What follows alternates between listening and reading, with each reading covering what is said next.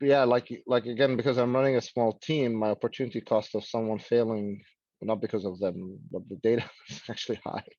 Um, so I don't have a like a bulletproof way to sort of prioritize projects. I mean, generally speaking, we try to look at revenue potential.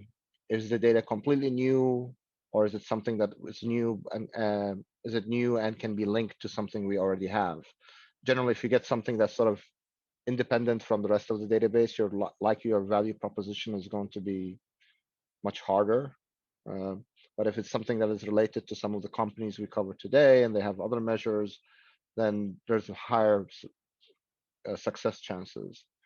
But yeah, it's happened to me where you basically work on something for like 6 months plus, and then you end up with like, well, I guess it didn't work. You know, it's unfortunate, but I mean, it kind of comes back to the business side because you kind of try to whoever's adding this project, you try to do your best to have them explain in very simple terms what they want out of it, Mhm. right? And that's where I kind of use that sometimes when things kind of fall apart, they're not very well defined. Then it's like, well, we really didn't know, so we tried, and it took a while because of these complexities, and at least we found out that why we failed.